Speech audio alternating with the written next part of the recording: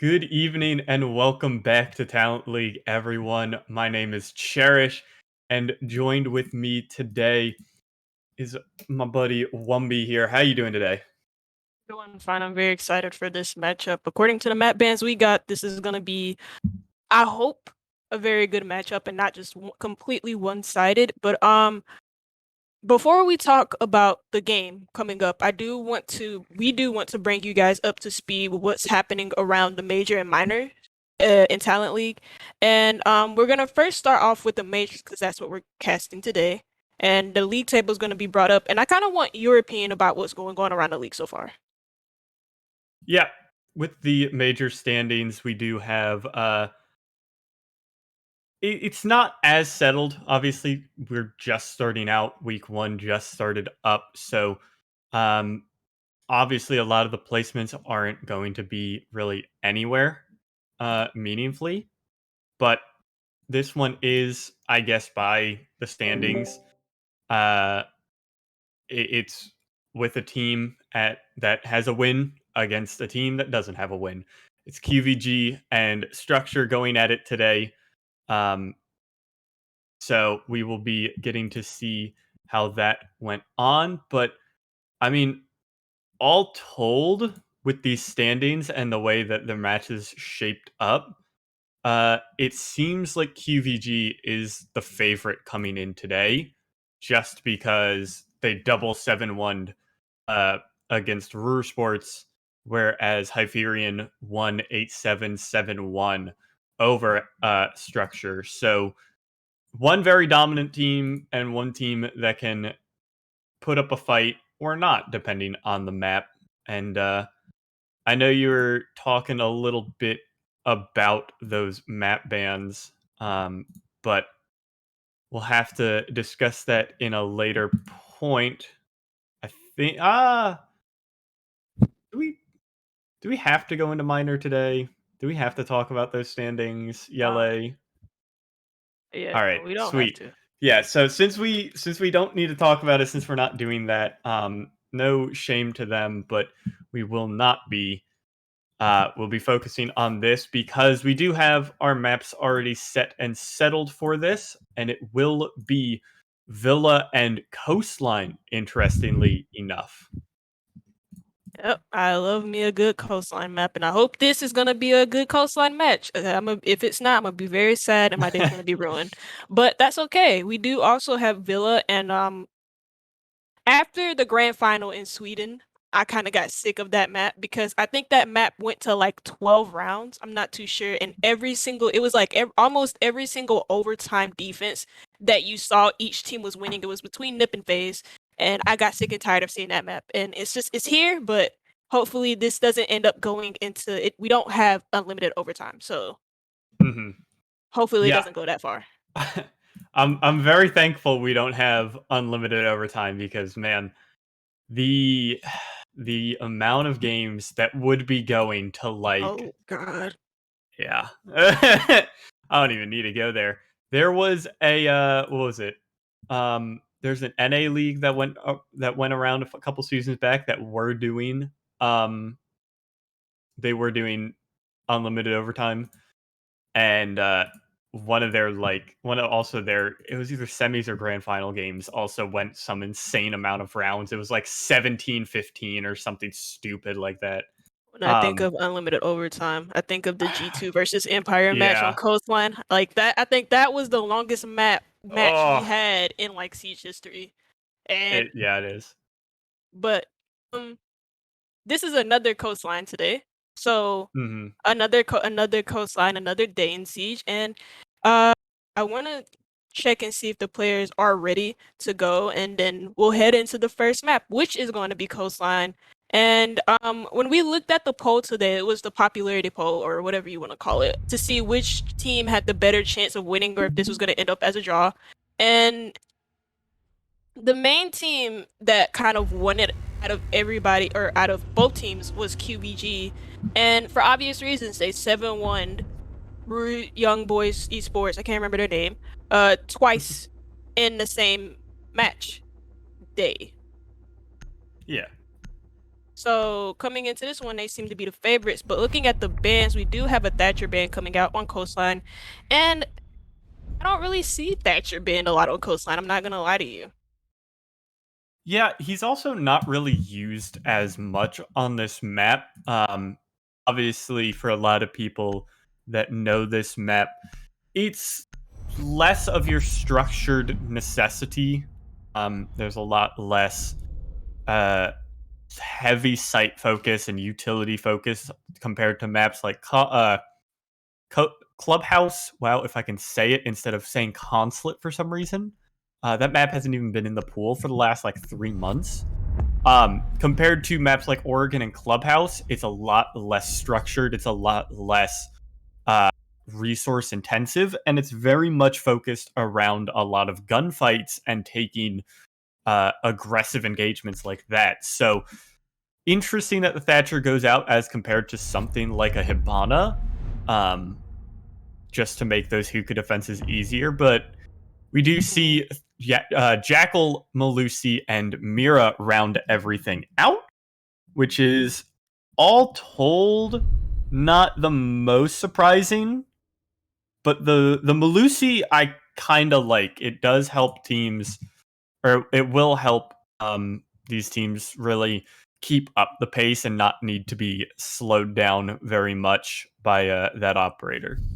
Yep. You also remove the intel coming in from the mirror and also the Jackal ban coming out. So these roamers are going to be able to roam around the map, which is actually very hard to do on Coastline because of just how small it is. It's easy to cut off certain rotations on this map. Like, for example, Cool Vibe stairs or even just main stairs. Those are the only two rotates that I can think of on this map, quite Yeah. literally.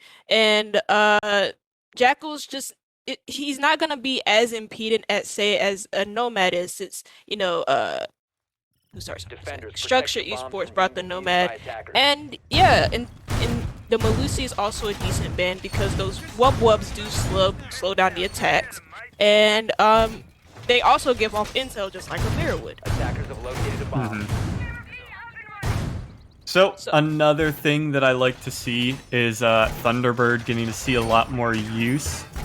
Not very many teams use her that much lately, or really at all. And not very many maps use her a lot.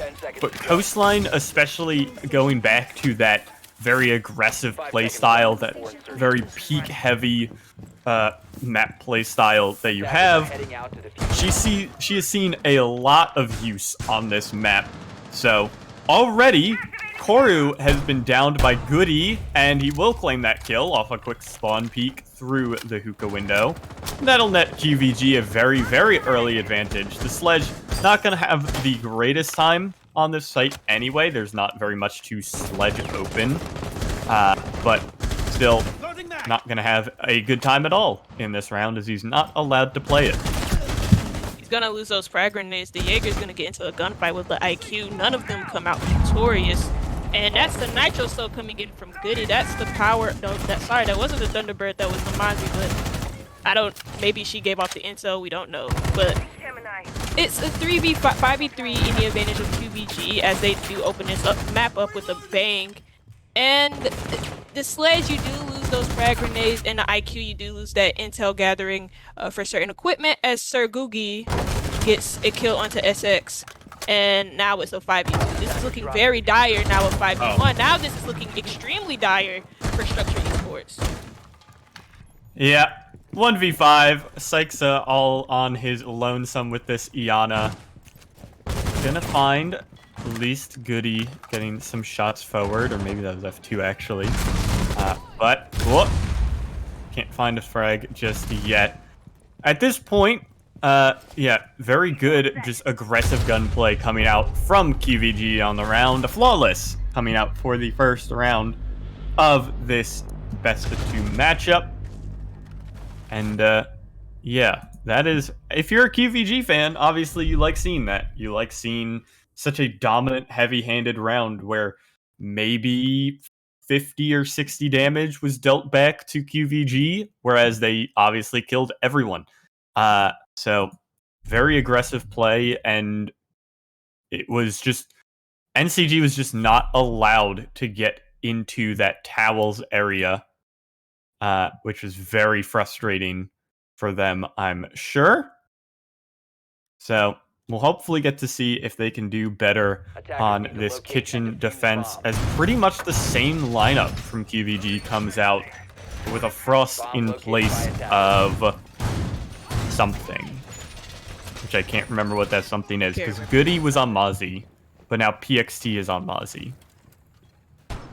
Actually have no idea what he I have no idea what he substituted that for, but nonetheless you do get those progmats in play, and it's gonna slow down the attackers a little bit because they're gonna have to be careful about where they drone, or I'm so sorry, if you know whether or not they drone or not, and about specific areas in the map, because there are some really sneaky frost maps that you can put on coastline or any map in general. And the round's gonna start, and we're gonna see, I don't know what type of take they're doing, but it looks like they're gonna do a west side take, so maybe a sunrise bar, sunrise mud take, or maybe just even a pressure onto offices. As you see, Jord right here is just gonna be shooting out this office door, and then probably gonna step in very soon because he's gonna figure out that nobody's in there.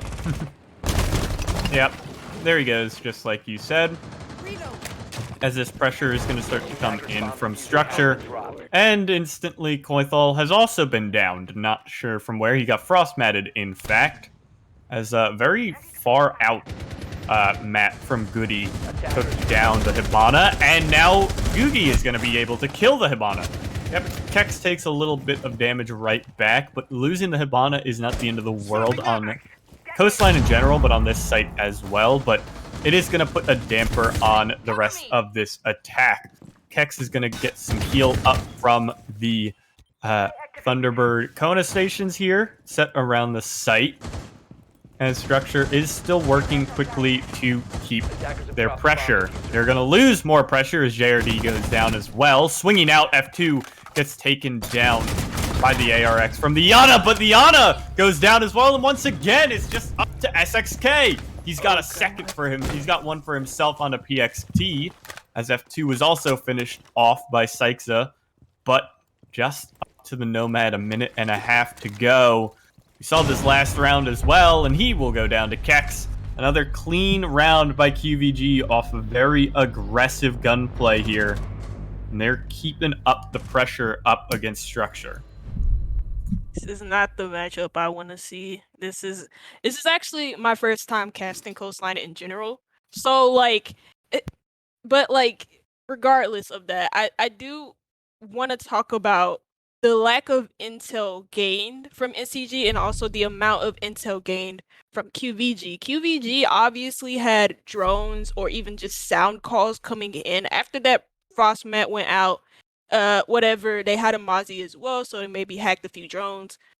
And they had the intel on Structure Esports, whereas Structure Esports did not have the intel on them. And intel is key in Siege, especially in this meta, Need to locate and defuse where bombs. there is no last 20-second pushes. You can't do that no more. You have to start putting pressure on the Attackers have defense located very a bomb. early.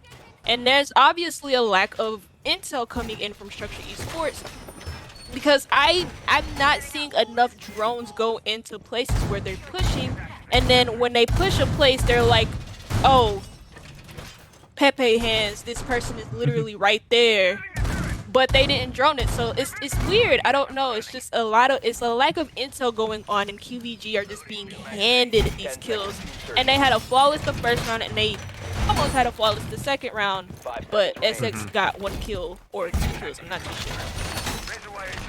Attackers are moving. And I think Sykesa somehow managed to finish off F2 while he was like in the process of going down. So that was good for them. But yeah, already gunfire going off. I think they're just spraying down doors here. But a heavy horizontal extension coming out from qvG is something to note here. Lots of footholds opened up, lots of shields as well, thanks to Goody. And I was gonna say, hopefully the first entry comes in for Structure here, but qvG will claim it with PXT picking up Sykesa. At least Googie's been taken out in return, and JRD's got a second for himself. PXT as well in a heavy gunfight. He's very low, stuck, caught in the bars now. He's rotated back and starting to get some heals back up, but he's lost 1 Kona station to the advancing line of Structure, and a good start so far for them on this round. Finally, a man advantage going their way. You saw 2 nice picks. Well, not 2 nice picks. Now a pick in the way of qvG as they grab one themselves. Kex is actually going to push the Nomad here. It looks like he was just, yep, that was not the smoke actually. That was F2. And F2 spraying that gun like he has the F2 in hand. It's just going to make this a 3v2 for his team. Again, like I said, this was the first time Structure Esports had the man advantage going their way. And just like that, it's just gone. They don't have it no more, and now they're stuck in this 3v2 advantage with 1:30 to go. Yeah, 3v2, things have swung very quickly back in favor of qvG off of F2's aggression. Focused on the security push, it'll be tough here for Structure as they have to push into F2's shield, as well as 3 smoke canisters still, in fact. I'm interested that PXT is not gone for any heals anywhere.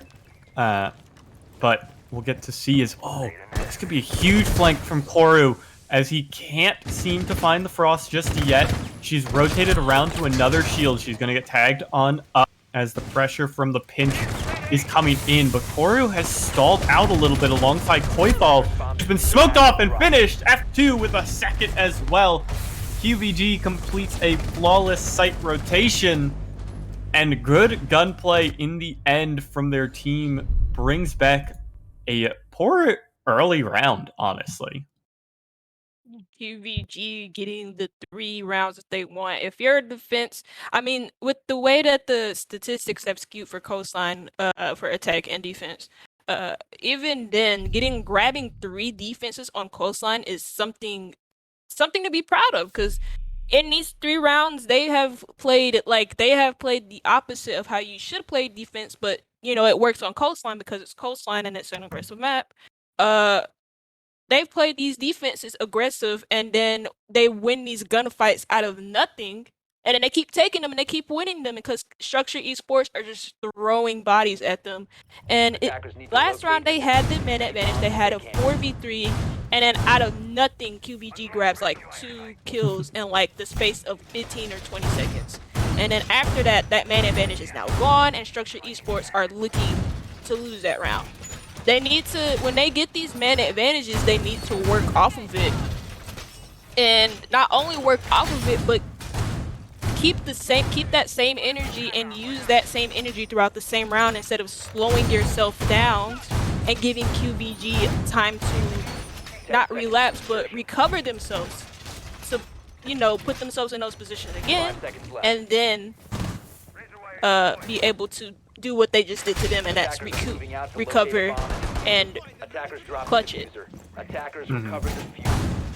Yeah, definitely agree with that. I think Structure had a good start last round, but they struggled a little bit, obviously, in the mid to late. But as we can see, we are on the 4th site, actually, in 4 rounds here for qvG as they're testing out their Penthouse Theater this time through with a very extended hold compared to what we see a lot of the times, honestly, from this site. This site has a lot of roam play necessitated on it because, granted, the site itself is pretty awful, but it's seen a little bit more play with especially the changes to VIP in the most recent map rework changes, I guess you call it. That's what it was, but I guess the map reworks, as small as it was for Coastline, did it did benefit. The attacker's bomb diffuser has been dropped. Now, as Goody actually ends up getting the kill onto Koith on that balcony on blue or aqua balc, and that's the Zofia gone. So those impact rounds and also the concussion nades are not going to be of any use anymore. And JRD is actually going to be down here in main lobby. I'm guessing looking for utility, but your Zofia is already gone, and it looks like SX is probably going to try and challenge this, or even just look for intel, because that's actually the fuser dropped in Aqua. I did not notice that, as the Ayana is actually going to get a pick here onto the smoke, or the mute, I'm sorry, and that's a good fight back from Structure Esports. This is good nade coming out from Koro, and that grabs Goody. That's Goody grabbed into the Pokeball, and it's now a 2v2 as a flurry of kills happens elsewhere. Now a 1v1, and it's between Koru and Kex. Attackers have recovered their diffuser. I don't know where the Jaeger is. The Jaeger flurry of kills is, I think he's actually rotated all the way back into Penthouse here, or other theater, sorry. There's a shield for him to play off of as well, and Corey doesn't have any nades, but he does have a single drone that he's got to get up here to jump through this gate if he so chooses. Bomb located by Otherwise, he will have to run through it, which is going to set him back even further in this gunfight. I don't think he really has the time to rotate. He has to run through this gate, which is going to put him at an instant disadvantage in the gunfight. Pings coming out en masse from a bulletproof camera as well. Kex is going to start to spray down. He's got all the info in this gunfight that Koru does not have. Koru's going to have to rush through past the shield. He's going to get in and lose out. Not sure where Kex was. Very close this round was, as it came down to just the one-on-one. But in the end, qvG is going to go into their attack half at minimum with 4 rounds, which is pretty good for the defensive side of Coastline. Yeah. Again, the Intel game really biting qvG there. It was a 1v1, so it was very close. But those red pings are deadly, especially in those last 30 seconds. Because if you're getting red ping in the last 30 seconds and you have to clutch it out against anyone, it doesn't matter if you're on attack or defense, you are going to start moving around. You're going to start panicking because you don't know where you're getting spotted from, or you don't have the utility to deal with the thing that you're getting spotted from. And in that sense, like, he didn't have enough, like, grenades or drones, as you see 6-pick come off from the Valkyrie onto the Goyo, but he didn't have any drones to burn a Rooney gate, and he eventually had to run through. So it was just a lot of, he didn't have the intel on Jaeger, and then Jaeger had intel on him, and he just kind of panicked because he was getting pinged and he didn't know from where. But we knew from where because we can actually see it from the top down perspective, right? So yeah, not looking too good for Structure Esports, as this is their map pick. So they're going to be wanting to grab at least 2 more rounds here coming into the half when they eventually do switch to their defensive sides. 10 seconds left before insertion. So back to who could we go? Very similar. Okay, so it was the Goyo that I was forgetting that second round. Because it's Goody on Mozzie, as Kex is looking for the spawn peak C4. Please watch him yell A. He did not get it. Okay. Well, thank you for listening to me at least and watching him try to get the spawn peak C4. But not sure where that one went, as qvG is actually going to be going down here to an aggressive push by SXK. JRD as well gets one for himself, as our first round that starts out in favor of Structure is starting on 30 seconds in, and they're already in a 5v3. it seems that qvG's aggression is getting a bit too big for themselves even. Yeah, not overcompensating. I wouldn't say that, but they're gonna completely underestimate qvG. I mean, Structure Esports, as Kex doesn't underestimate that spray through the wall. He sprays down Quaith, and that's again a Sophia gone. He's not having the best of games, and this is the fight back from qvG that I expected. Just Pax is gonna get JRD, and that's your IQ gone. So no more intel gathering. But hey, look, Kex is dead, so that Thunderbird will not persist anymore from below, and the Goody gets pre-fired by SX, and it's now a 3v1. Now Structure Esports have a good chance of winning this round. PXT might have something to say about it as he's in the 3v1 clutch. You see the Ayana come up. What is this called? Hookah Balk or whatever. I'm so sorry. I don't remember this name. But she's going to use her Ayana clones to grab intel here on where exactly PXT is. Cora's going to feed off that information and eat up that kill as Structure Esports grab their first round. Now it's a 4-1. So maybe it's game on. Yep. At least it's not going to be a 7-0, which will be nice to see, but Structure does grab that round. They will be moving on to kitchen service, or rather qvG will be, as they're just not taking any time to stop up and wait on any site. Flores coming in this time now for Quaithal.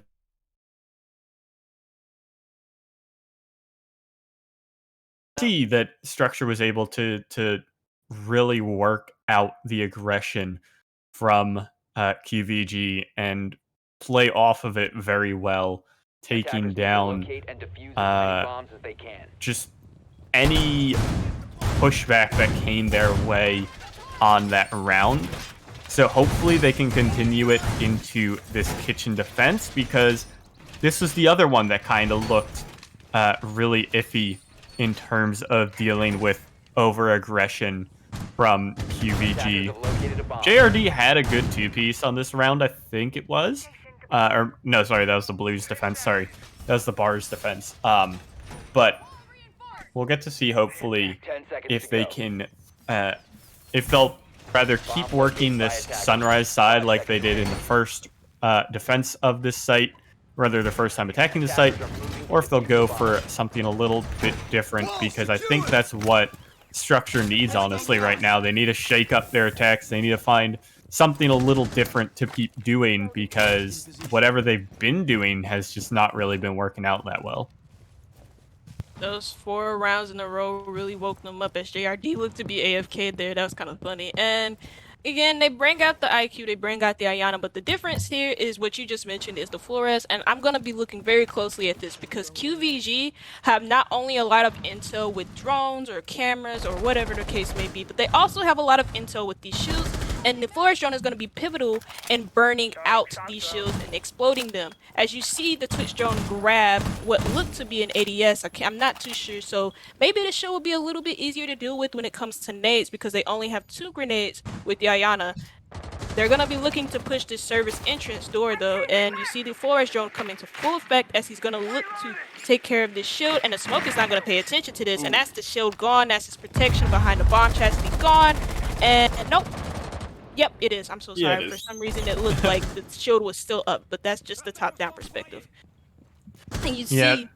Oh, good thing there's... Oh, no. I was going to say, good thing there's 2 heals, but it doesn't matter. JRD's already in the site.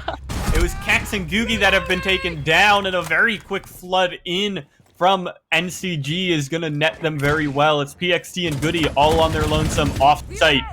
Goody is going to get 1 head in return. Now it's a plant coming down from Quaithal, as from post-plant. SXK also tagged up from the C1 from Goody, as PXT is going to try and help out his teammate in whatever way he can.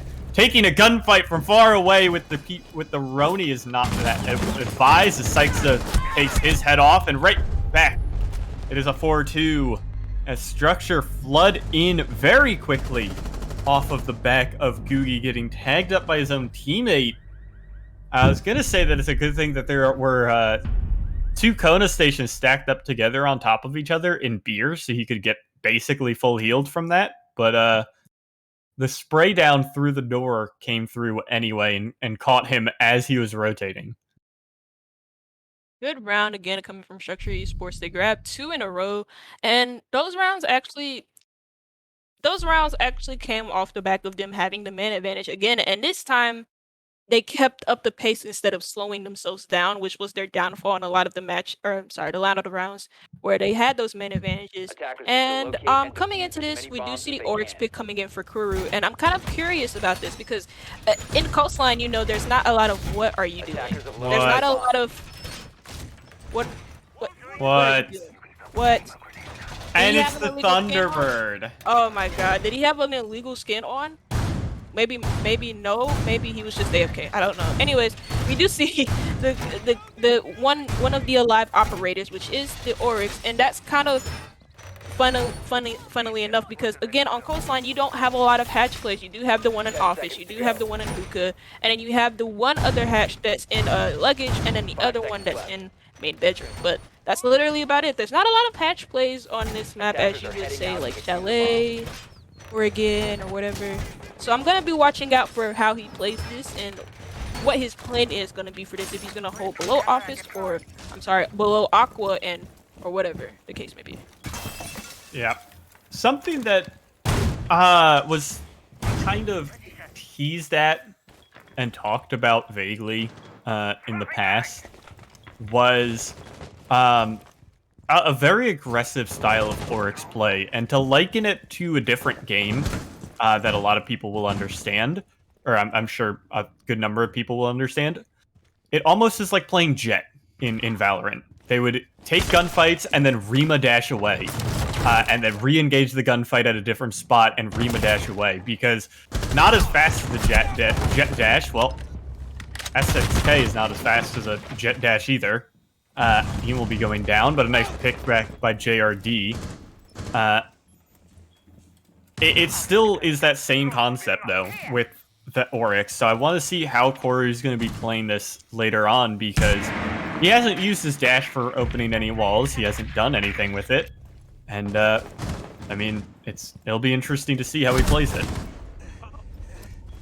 Bit of a cocky swing there from JRD. He's gonna bite him in the butt though. But oh, I thought Kuro had his back, and that's a double kill from qvG as they get into a 3v man advantage here. This round looking like it's theirs, but never mind. Coit has something to say about that, and now it's a 1v2, so maybe doable. But if they drone them out, if they gather the intel, and if they work together, this looks like a qvG round through and through. You see the Sledge looking like he's gonna rotate through luggage, whereas the Habana's gonna stay here in VIP. Actually, nope, they're just both droning him out, so they're not gonna really make any real moves onto site. But I also wanted to talk about Oryx just a little bit more, because his T5, unlike Legion's T5,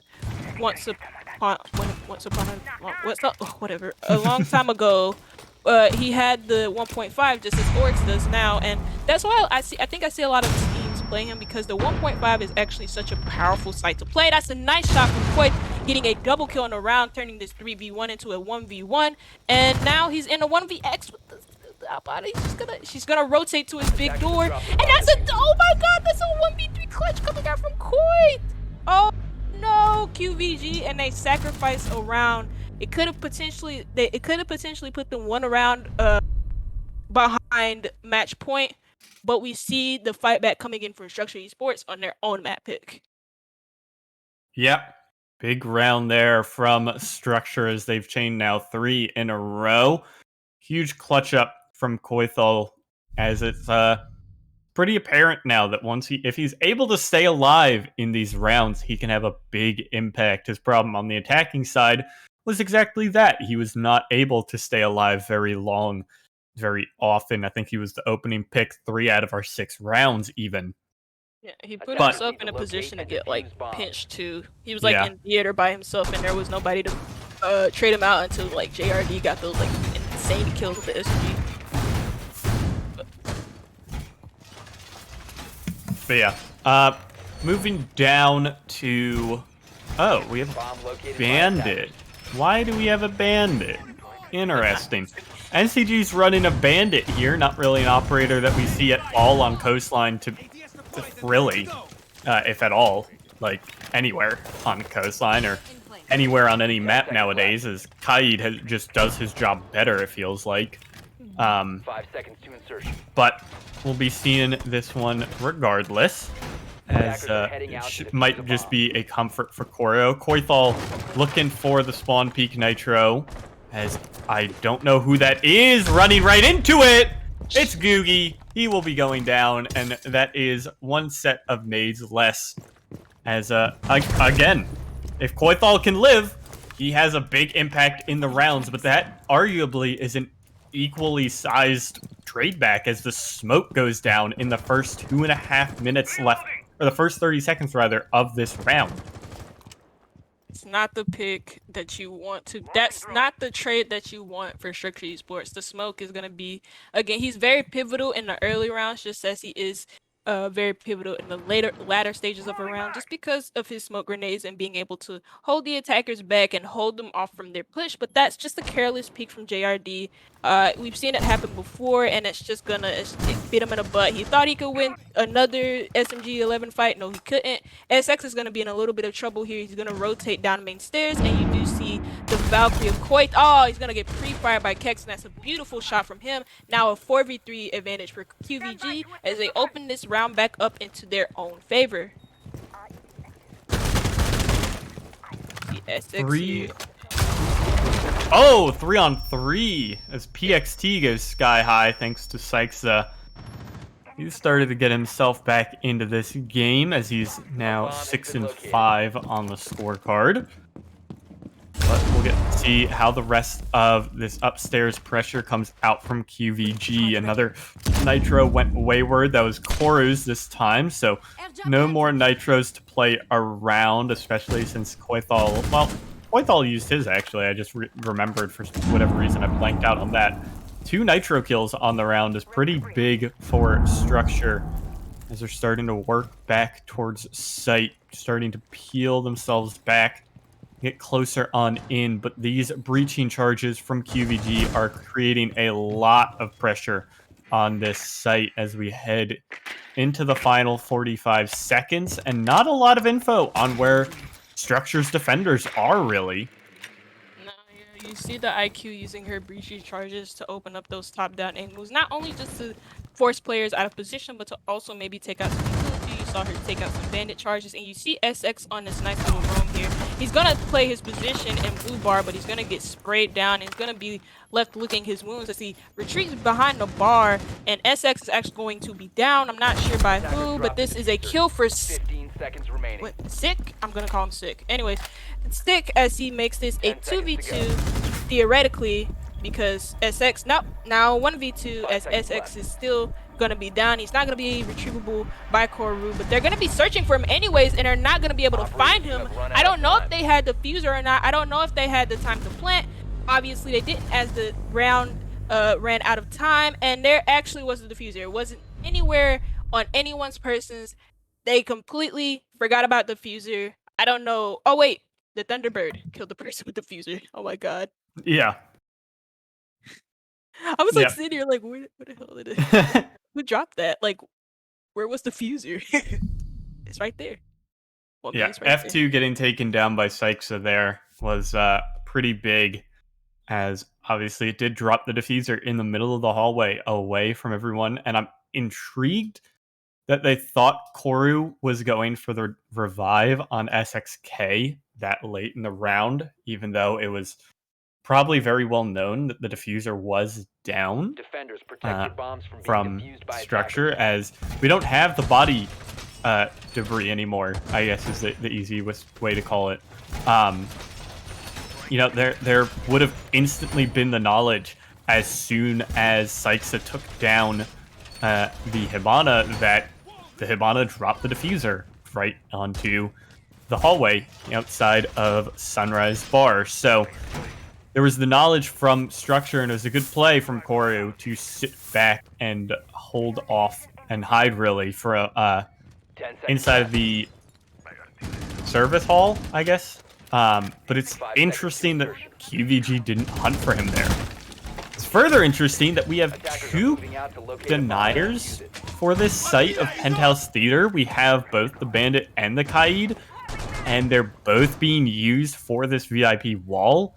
So PXT is going to really have a field day with this. He doesn't have to worry about either of them. He's going to get to burn through that wall whenever he so chooses, at whatever point that is, and that'll be pretty easy to deal with. Attackers have located a See bomb. the Maverick pick come out as well, as he's probably going to be dealing with these bandits for 6 minutes. So guess what? Oh god, never mind. Guess what? Koik is actually going to get lit up behind. I don't even know where that was. He was in VIP, but now guess what? Goody is actually going to get the pick onto JRD, so that's now your Aruni gone. But she's already laid down her laser gate, so her job is theoretically done. As you see the IQ actually push in to a hallway here. And this is gonna be what looks, wow, okay, that's a bit weird, Kicks, and he's gonna get kicked right there by Koi on that Kaid. Yeah, we're gonna see the walls start to get opened as Koithal, he's realistically just defending the Alamo here. He is holding off against all the forces that he can, trying to stall as much time as he can, and I'm intrigued that that wall wasn't electrified, considering that he's even playing there. He's going to finally rotate off, thankfully for his team, as the rest of the pressure from qvG is coming in. But this open wall is going to be so big, especially for the bandit just standing unaware. Goody takes down Koru, who was very aggressive on and realistically a position he shouldn't be in. Goody's eyeballing his ace here as he's put himself 3 kills on the round, the first to double digits in this matchup, as it's just SXK and Sykesa here on their lonesome. Gonna see the sledge peeking out, but SXK barely wins out that gunfight over Goody. He's taken down very low and taken down by Googie. It's just up to Sykesa. He's on the Thunderbird. He's got a flank coming in, and he's not even gonna get 1 kill. qvG puts themselves onto 5-4. Sorry, puts themselves onto 5-4. Not map point just yet, but they will inch themselves ever closer to that 7th round. That was a funny round, because like you saw Kicks in that hallway just like looking directly, I don't know where he was looking at, but he didn't know he was exposed from the door. You saw the Kaid get him, and then there was a lot of weird positionings coming out from, I want to say more so from NCG than there was for qvG. You saw Koru mysteriously standing up on the couches. What he was doing there, I have no idea. But the rest of the players were also caught out of position. Nakaid was like rotating through the hallway, and he just didn't know that somebody was gonna be out there, even though that's the main focal point for attackers. It's a bit weird coming out from Structure Esports. But they have a chance to bring this back up to a tie, and they're gonna do that on Sunrise and I'm so sorry, not Sunrise. This is Hookah Billiards, and we have the Rooney coming out. We didn't see this from qvG actually, but you see the Rooney come out. You also see the smoke come out, and again, you do have the Bandit. The Bandit will persist in this lineup. 10 seconds to go. So that's interesting. You know, yeah. 5 seconds left. He's gonna use his bandits for the billiard wall, which is gonna be dealt with by Kex on his IQ, and also maybe the Maverick if he just wants to go for a little flirty repel play. But I assume he doesn't want to do that, so he's not gonna risk his life for that. I was gonna say, I've not seen. I think a Maverick rappelling down Skylight to Mav open that wall is a bit ambitious. So you try it. I'm kidding. Yeah. Don't try it. That's the Maverick being stuck is interesting. The Bandit being stuck is interesting. There might be a rush play coming in here from qvG. I doubt it, as it was just a sledge opening the wall. JRD can realistically just jump out. Oh no, he can't anymore because Goody's watching it. And JRD's gonna go down anyway. Okay. Everyone is getting shot by their teammates. This B2 is already getting the plant down, but it doesn't matter. Koru from down below is gonna get the kill as it's just up to PXT. Crazy flurry of kills, all in favor of Structure NCG here. As PXT on his lonesome has to duke it out, won't even get 1. Sykesa with 2, 1 for the Jaeger, and 2 from Koru from down below. that was literally a freebie for the Maverick, and he literally just got shot on, bro. That's kind of crazy. I'm not gonna lie to you, but one thing that I do want to talk about in that round, funnily enough, was JRD was in front of that big window on billiards, and he had nobody covering his luggage. He had nobody covering his aqua, and that was literally what that push came down to, was noticing that weak spot and just rushing in. They had the utility. It's the beginning of the round. They didn't waste their utility on anything else. They had the utility to deal with those Aruni gates.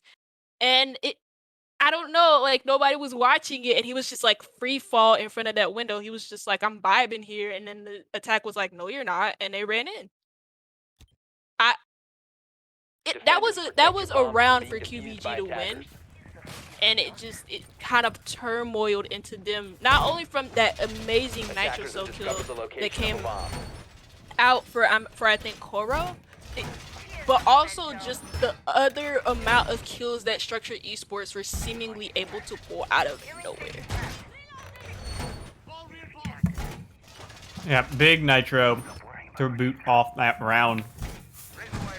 I thought the round was going to go poorly, honestly, for Structure, given that the smoke was taken down early, that F2 was getting the plant down, but I guess I did miss Koru down below.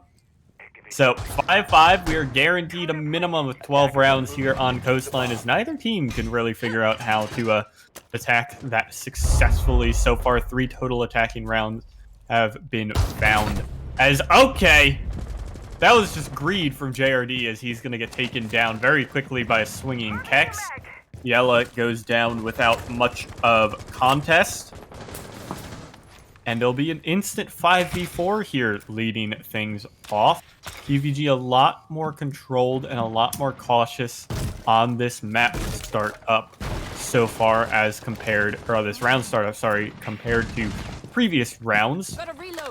They're waiting to see where NCG's playing aggressively, where they're trying to aggro peek the same way that they did. And we'll get to see really just a lot of quiet right now. It's a lot of drone work, a lot of map control and info gathering from qvG as they're trying to just work their way around. Saixa has a Nitro prepped. He's ready to send this up at PXT at any moment.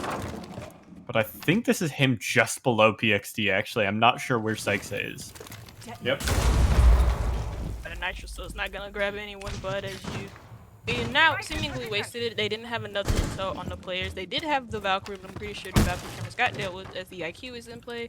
And it's a 5v4 advantage for qvG heading into this round. They do have 1 minute and 30 to work with, so they have more than enough time to make an execute on the site. As you see, the Thunderbird is literally right behind that metal wall or whatever that's called. I don't know what it's called in PL or even in competitive play. But again, they have 1 minute and 10 to work with, and qvG are just taking this a little bit slow. I don't think they're using a lot of drones. I haven't seen a lot of drones be played, and they do have the Ayana in play too, so they can grab intel this clone. They're just gonna, I don't know if they're gonna push this blindly, but if so, it's gonna be a big careless coming in from them. You see the breaching charges come out, so they know that the Thunderbird is hitting from somewhere. They just don't know where, but they're gonna finally gather confirmation on this kill because, what the heck is that? That doesn't even make sense. And then 5v2, you see a kill coming elsewhere, as you saw the breaching charge kill come on JRD, and now Coit is going to be stuck by himself behind Blue Bar. He has nobody in support of him, so this should be an easy take for qvG to have, as they are in a 5v2 man advantage. They have these holes to work with on site, and a diffuser is going down from F2 as well. Yeah, brain down from Koru, but, well, doesn't matter. I was going to start to cast, but I guess the round is very quickly over. Flood in puts qvG on map point here. If they can break this 4-2 defensive curse that both teams are kind of eyeballing right now, they can finish this without us headed to overtime. But second kitchen service defense is going to come out for Structure. They can't really go back to Penthouse and Theater, and I guess they don't have a blue bar setup or a double bars setup, so they'll opt into kitchen service as they're locked out of their 2-0 site of Hookah Billiards. and we'll see kitchen service for a third time from them. Not a whole lot of changes on the attacking side, if any. The Sledge was trying to switch off, but a good bit on the defensive side. They're rocking with the Pulse and a Legion, interestingly, this time, an operator who's fallen out of favor for a lot of teams and players.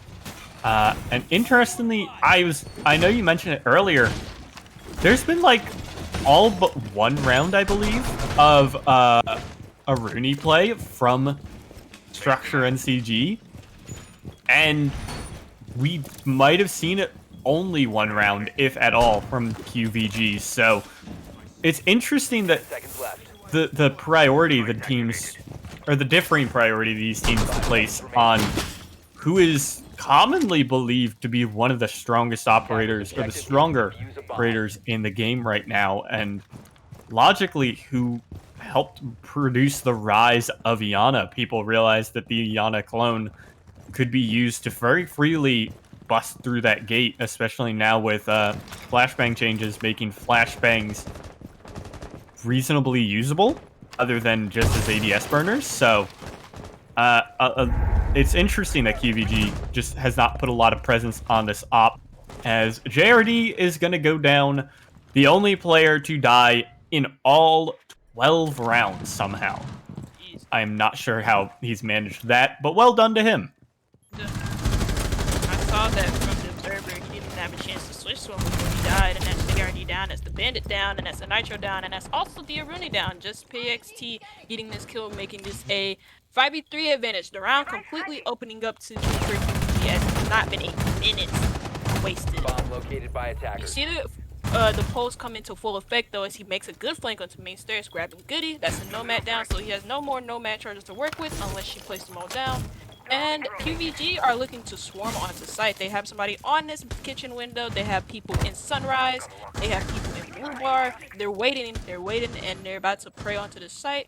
And you see the IQ looking for this pulse. Maybe the pulse is gonna probably use his post charge. We don't post charge his heartbeat sensor. We don't know. And there's also somebody set up on the roof to watch this rotation from the post. But the post is already rotated into hookah, and he sees somebody literally in Sunrise. So he's primed for a flank here. He's ready. But PXT is also ready for him.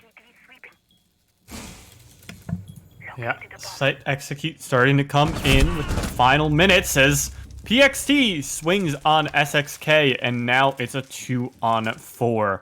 Just Saixa and Koru here, as Koru is going to get into his first gunfight, miss out on any shots, but in the meantime, Kex has been taken down by Saixa. He's also hit double-digit kills here. 45 seconds to go, and a nice headshot from Saixa. It's going to keep Structures coast. Now it's F2 and Googie, as F2 is starting to jump on in. He's jumped in and takes down Saixa. It's just Koru. He's 1-on-2. Can't land either impact onto F2 for meaningful damage, and he will be taken down. Map 1 of Coastline, a bit closer than qvG probably had hoped, goes their way, as 7-2 they win 3 of the final 4 rounds after going down, or really, yeah, they were up 4-0 at a point, and that map ends 7-5. So well done to Structure to fight back for it, but not enough in time, as we will be looking to Villa to see if Structure can tie up the series and take any points, or if qvG will kind of just stomp through it. I mean, it's a good fight from Structure towards the end of it. It was really close to going to overtime, you know. We saw some good fight back from them towards the latter stages of that round when they had a 5v3, and they brought it back up to like a 3v3 or a 3v4, I'm not too sure. And that could have went to overtime, and I'm kind of sad that it didn't go to overtime. But unfortunately, that's not up to me. That's up to the players. And qvG clearly want to take the 3 points fully here and move themselves into first place, because yesterday Hyperion 5 had a draw. I can't remember against who. Team Wanted. They had a draw against Team Wanted, and they only got 1 point from that, and so that moves them onto 4 points. Whereas this game, if qvG takes it, they'll get 6 points, and then they'll move to the top of the table. And with their performances in this match, in this map, since it's not their map pick and they won it, fully expect them to do just as good on Villa or even better. Yeah. So, looking ahead to Villa, we will be taking a small break leading up to that one. So, stick around to see how this matchup between qvG and Structure ends up with this map 2 in just a few minutes, and we will see you then.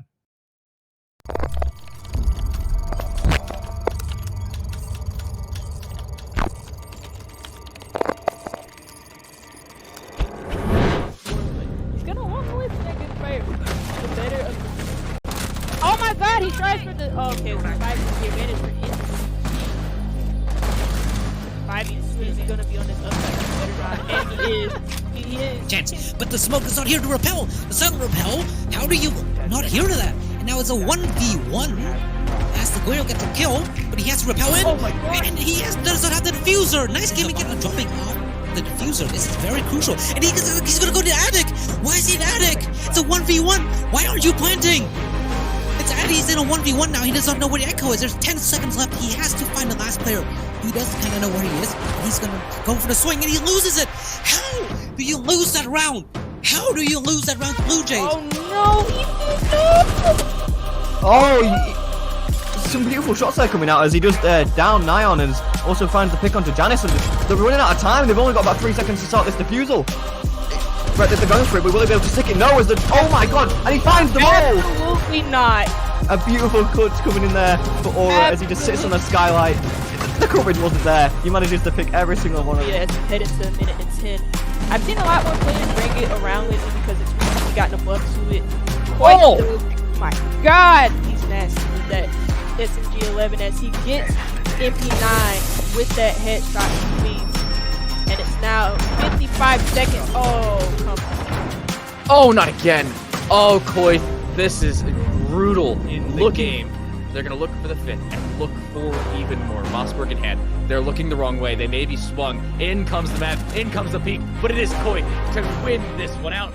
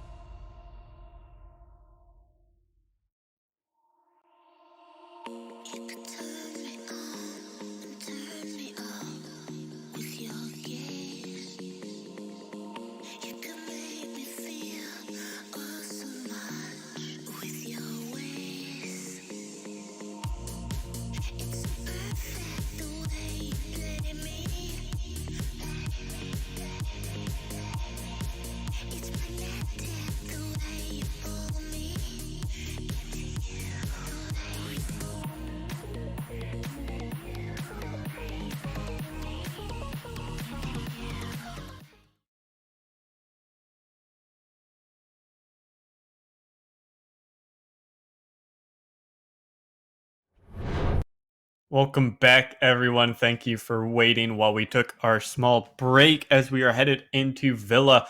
Still me, Cherish, with my boy Wumpy.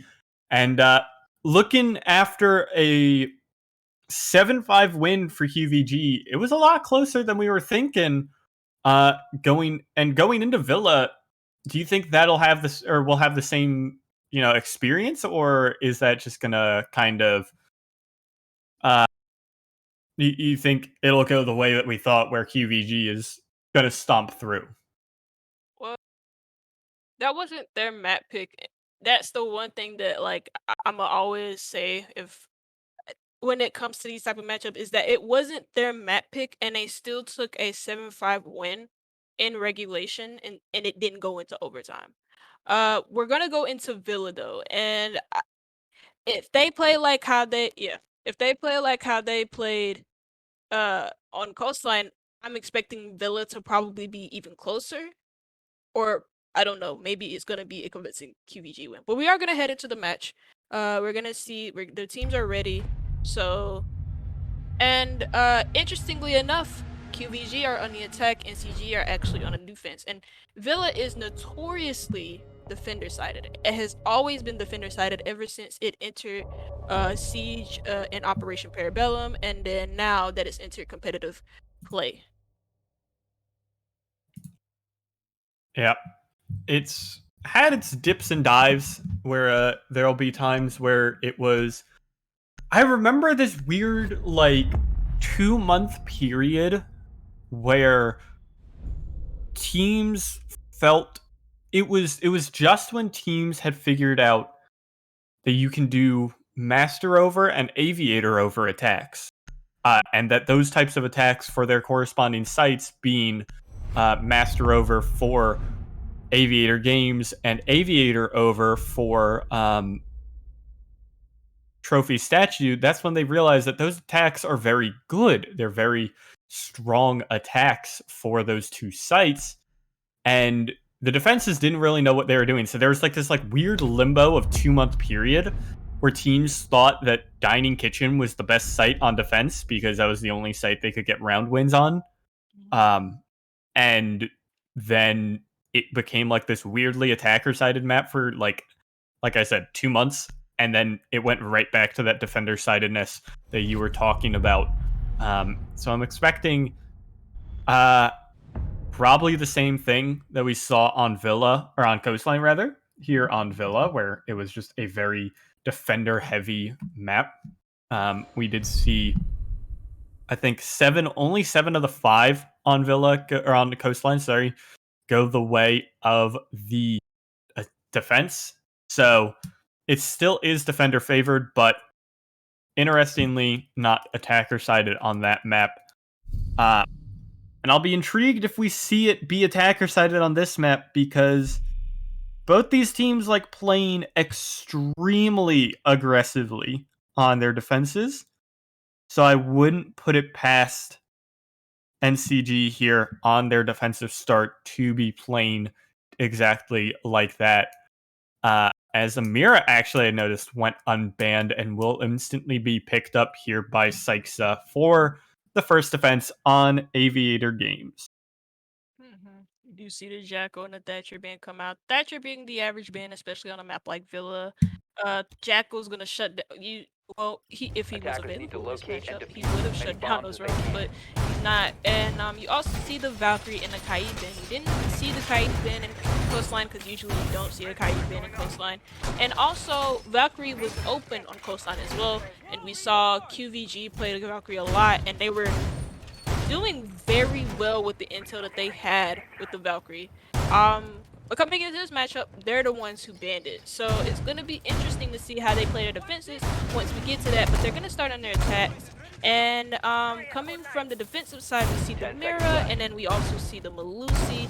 Malusi was banned in the last map. And so that's going to slow down the attackers a lot. And on a map like Villa, slowing down the attackers, or if they're slowed down, can really, really flip the switch for the defenders on this map.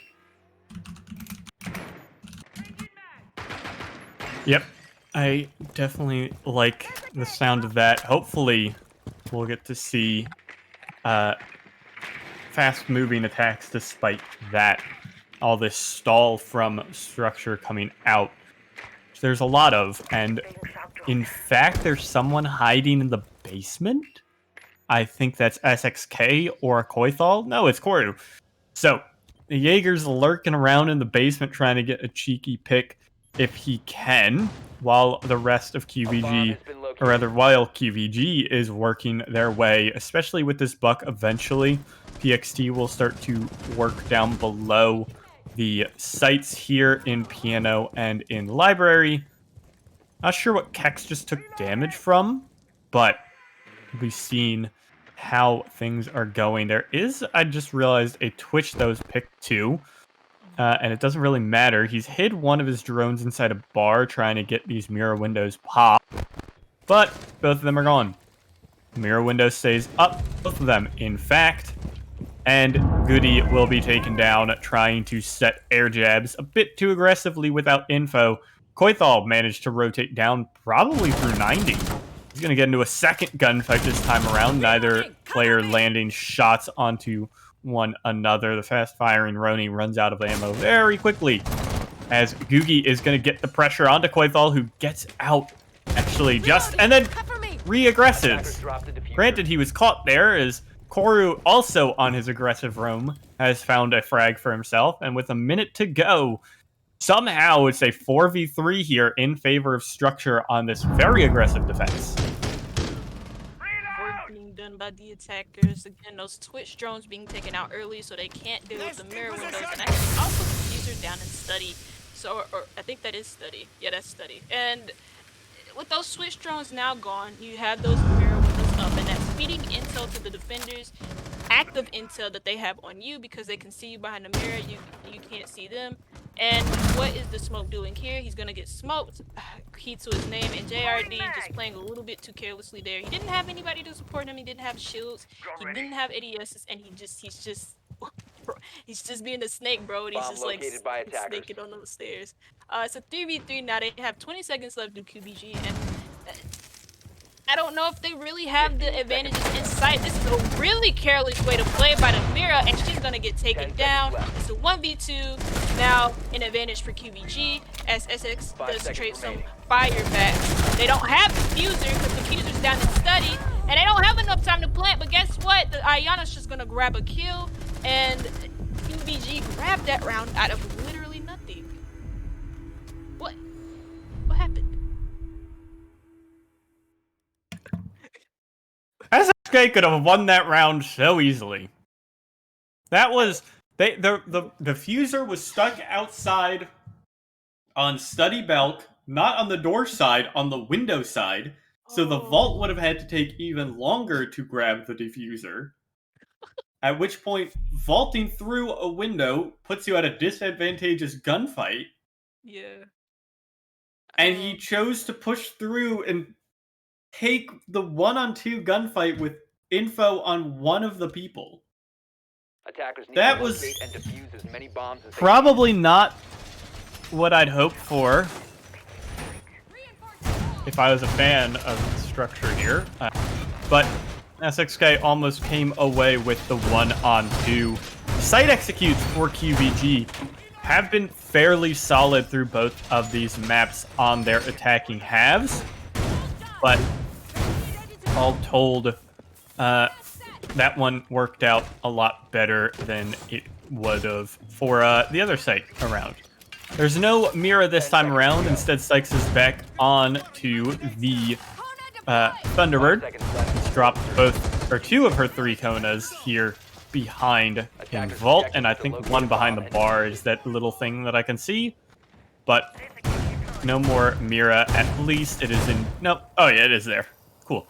It was the ADS I could see, though. But all 3 on site, no real rotates set up outwards of site, which is interesting here for Structure, because that's going to make any top stairs play from JRD, which has become a mainstay on this map nowadays. It's going to make that a lot harder for him. And it's going to really rely on any aggressive flanking play here from these roamers for Structure. Can we shoot the camera there, Yugi? Thank you.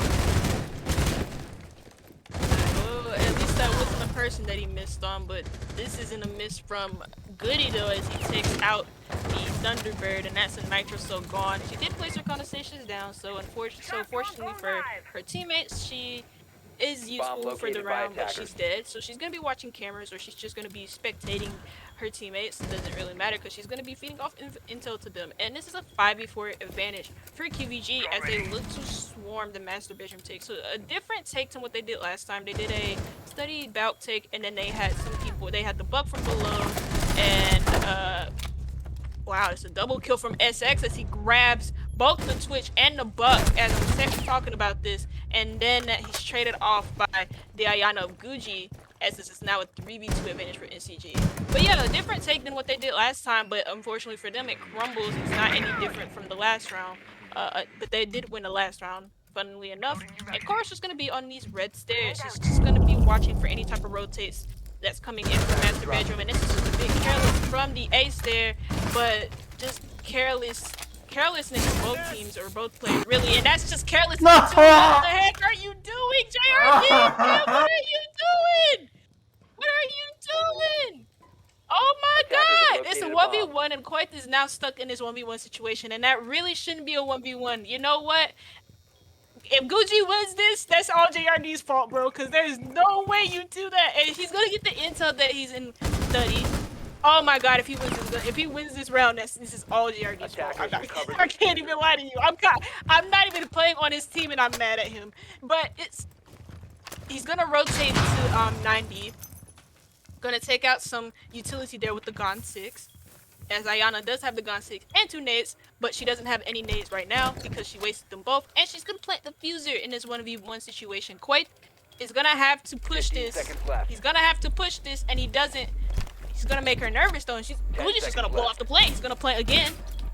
And Quaith is still gonna try and shoot him. Pros don't fake. He's not gonna fake it, bro.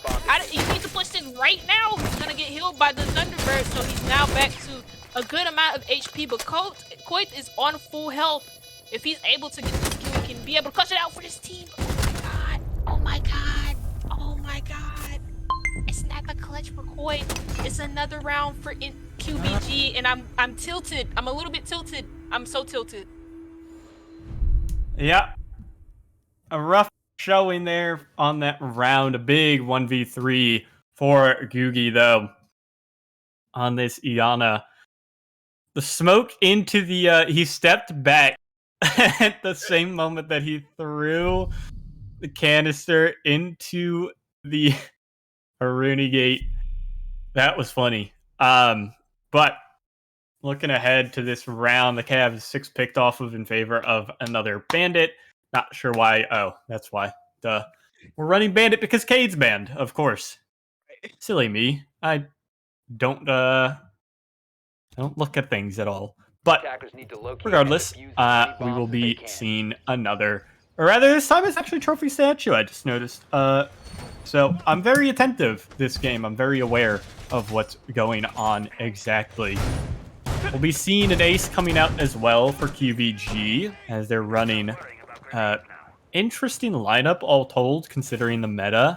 Not that any of these operators are out of meta particularly, but that they are underutilized in the meta more so. So it's interesting to see. I'm hoping here. No, I think he's setting it up. I hope he's not. I don't think he is, actually. Okay. Maybe Sexa isn't setting up a closet hold, because closet holds are outdated and boring and lame, and I don't like them. But we won't be seeing that. We'll be seeing more very aggressive play from Structure, which, granted, has been working out very well. We saw the 2 kills last round from SXK on the roam. Like I was saying, that entire round, or the early round before it, they needed that round and their roamers to be ultra aggressive and to be very successful on their roam, and they were exactly that. So we've seen PXT trying to help clear out anyone from down below, of which there is one person, and they are all the way in library, far away, and I'm not sure who that is. Oh, it's SXK, and he's not in library. He's just upstairs. I lied. No, there is. He is downstairs, and he's gonna get a kill. Attackers have located a bomb. I don't know what's going on with this drone play or what going on from qvG, but it's really missing a lot of these roamers all the time. It's a little bit unfortunate because you did again, this happened in round 1 with those Twitch runs, and Buck's gonna get lit up from God knows where. It looks like from right JRD having just the angle of a lifetime that Buck didn't know about. He's just gonna be sprayed down. Guess who else is sprayed down? Kex on the Twitch. That's the Twitch going and out of the round. Her Twitch drone won't be useful anymore, and that's SX getting into a gunfight but not being prepared for it. qvG catching him a bit off guard, and he scared the crap out of me, as I'm pretty sure he scared the crap out of SX there. And PXT is actually gonna rotate up these astronomy stairs, it looks like, and 2 kills come out from both teams. Koro grabbing a kill onto F2, and it looks like F2 got a kill onto someone else. I'm not too sure. I think it was JRD. And it's now a 3v2 with a minute to go. And qvG have enough time, both qvG and PXT have enough time to make maybe an execute onto site, but where is the fuser? Neither one of them have it, and it looks like the support player of F2 had it, and it looks like he just jumped into closet with it. I'm gonna be honest with you. I think that's in closet, and qvG's actually gonna be in bathroom as well, and he's gonna look to make an impact here onto site, and that's a swing and a miss from Koro, as this is now down to a 2v2 between both of the teams. qvG, when they're down, they don't know when they're out, and it's a bit weird to watch from NCG as they throw these man advantages away. It's awful, but you know what's not awful is that use of the flashbang to burn out that Aruni gate.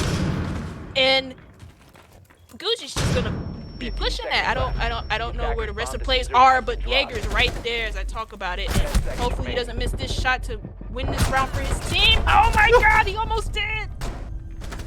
What is this matchup? I'm confused. What is this map? Pushing out of bathroom, no real map control to talk of there for qvG.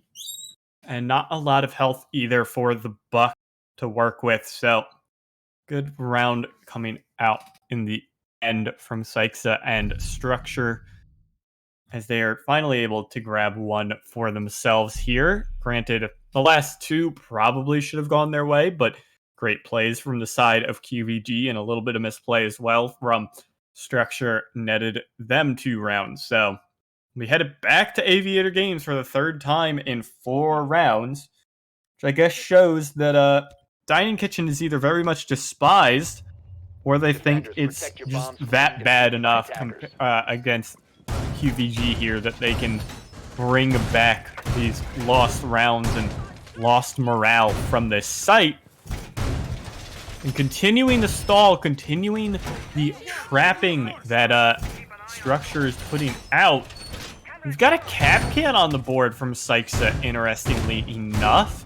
Not an operator that we see all that much, but we've seen him a good bit more as of late. He's going to get a bunch of aggressive traps, actually, coming out here. That one might be a bit too aggressive, in fact, as I think they enter usually from the bathroom, but still, stacking a lot of these traps now. You can do that multiple times on the same doorway. That was his most recent change, which is very good to see for Capcan, but still, I think the operator is a bit too one-dimensional to be used, because he doesn't have the same usage as a lot of other trap ops, in the sense that Legion's mines are invisible and he used to have info on them, or Malusi's Banshees, while big and can be shot, they still give audio cues and can slow. These things just get shot once and then they're gone. They don't have any cue to say, hey, they're in this spot or anything.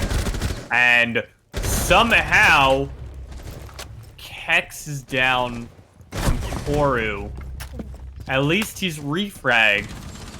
But I don't know who wasn't watching the back of Kex that Koru was able to sneak on through like that. The lack of, again, you said it before in the last round, a lack of drone work coming out from qvG has been down bad. It's been criminal to watch, I'm not gonna lie to you, because in all honesty, if they even drone out there just a little bit, they know exactly where the Jaeger's at, and that he's pushing through statuary. But unfortunately, they lose the Sophia in the process.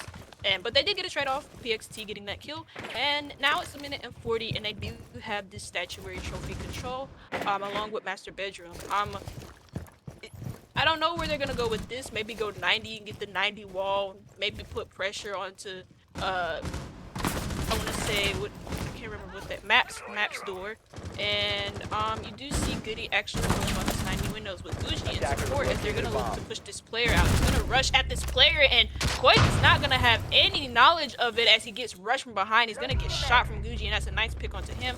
Speaking of nice picks, though, the capkin of Sick is gonna get a kill onto whoever that was, and then it's now a 2v3 as a kill happens elsewhere. A kill happens right in front of us with SX grabbing that, and now it's a 2v2. This has happened last round. I don't know how many rounds this has happened, but now it's a 1v2 with SX faced up against Goody and F2, and he has to clutch this out somehow just to bring the tie back to his team, and it's clutchable. But F2 also has the user. Oh, he's gonna miss the mark against F2, and he's gonna get smoked in the process.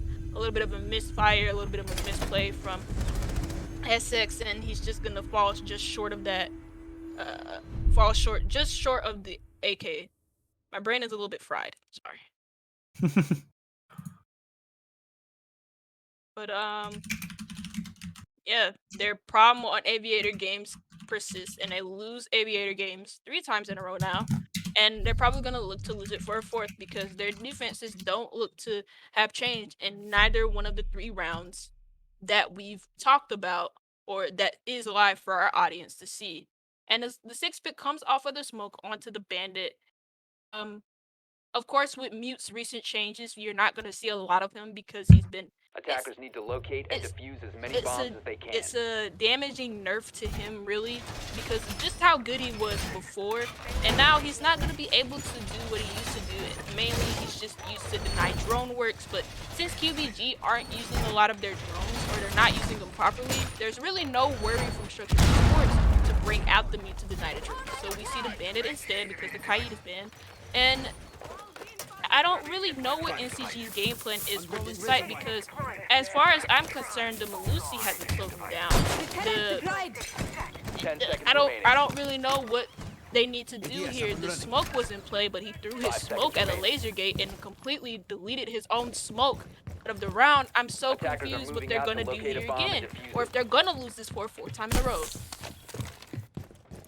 Yeah. I'm intrigued that they went back here.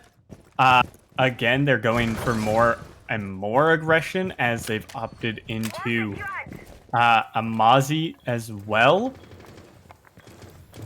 But we'll get to see now if this aggression will work out, because last round was probably the worst they've lost this site. They actually got manhandled a bit on it. So coming back here for a 4th time in a row is a bit of wishful thinking, I feel like, for Structure. They're just beating a dead horse until they can get to Trophy Statue. But again, I mean, I guess that really shows they don't like the other site, as the Thunderbird down below is going to get the first frag yet again. qvG goes down, the big fragger on the side of qvG this map, as they're getting aggressive as Syxa. He's going to get timing there. Not find Kex. Kex pushed back just a little bit, but a lot of info here for the Mozzie and for NCG, as PXT is going to get the first kill for his team as well. Koithal going down in a refrag action coming out. PXT was taken down worse for wear, but all told, Sykes is still alive, and he's still going to be able to get out alive.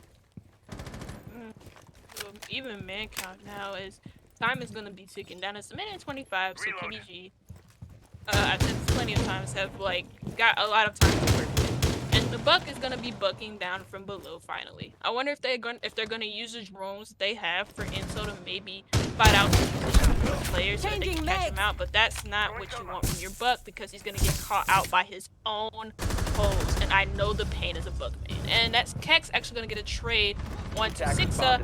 It's now the Mozzie gone, and that's their deep wrong going, but JRD is actually gonna get a pick onto main stairs as well. Sophia's gonna use her flash grenades, or I'm so sorry, her concussive grenades to be able to push this bandit out of position, and then maybe push him on her own on her lonesome. I can't speak, my fault. And Bandit's just gonna retreat back into study, and the round at a standstill. There's no real action coming from the other team, but he's backed himself in a corner right in front of this Attackers have recovered. study door, and as I gasp because the nade literally almost hit him, he's gonna be able to shoot at the. Oh, he gets a pick on a sledge. Anyways, that's worth it because the Zofia is literally on 25. He's literally one shot, and he's gonna get one shot by XX on his Malusi on this study door, and that's the round for Structure Esports as they end their curse on this round. I mean, on this site finally. Yeah, finally ending that that dry run on 4 of 5 rounds. They went to that site and they finally won their first of their 4. Trophy statue comes up yet again as 4 rounds AVG, 2 rounds trophy statue. We did not see any dining kitchen from Structure here. They were very much avoiding it like the plague, interestingly enough.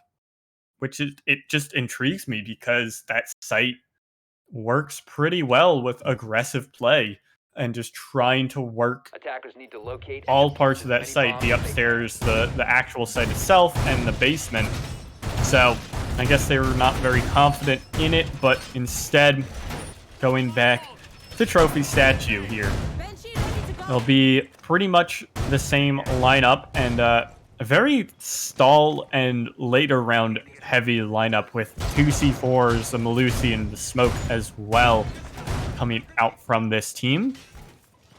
So I'm a bit intrigued as to how they'll want to play this one out because it's a lot different than previous rounds. They just have the Jaeger and the Malusi on this roam presence, and it should be Attackers must locate much more and defuse site the focused bomb. here for Structure, but I'm sure that Koru is also going to end up off site alongside SXK and Sykes just somewhere, and they're just all going to try and find whatever picks that they can.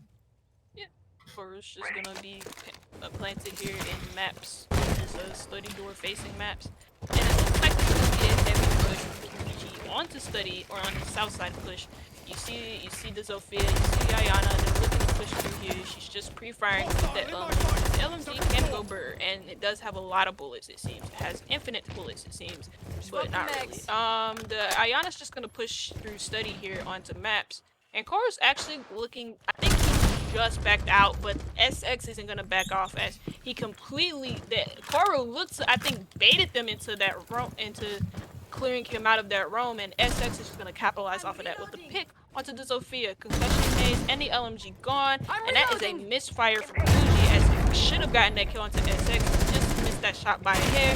And oh, that's a swing from Koru and the mate onto the Ayana as he's looking to make another shot here, and it's now a 5v3 advantage for NCG here as they look to tie up the round differential between 2 teams. Now a 5v2 as Sixa gets a kill onto Goody.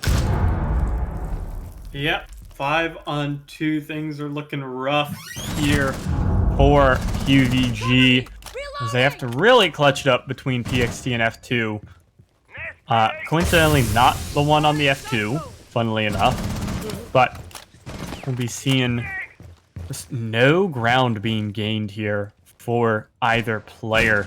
They're struggling to find any entry as F2's trying to work up Red's stairs.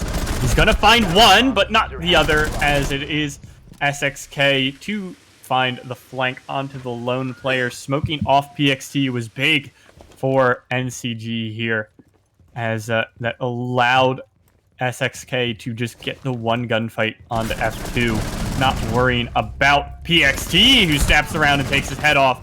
Not going to get a second, though, as he's out of ammo. In comes the swing from Koru, and that'll be a 3rd round here for NCG, Structure NCG. But I think it's big to point out that out of the 6 rounds we just saw, they had 5 entry frags on those 6, and it's still a 3-3 game. So good work from qvG here to battle back from these rounds that they have early deficits in. I would have to say that, but again, I do want to talk about a little bit about NCG's rotations. their site rotations a little bit, as you do see the floors come out. We didn't see that from qvG.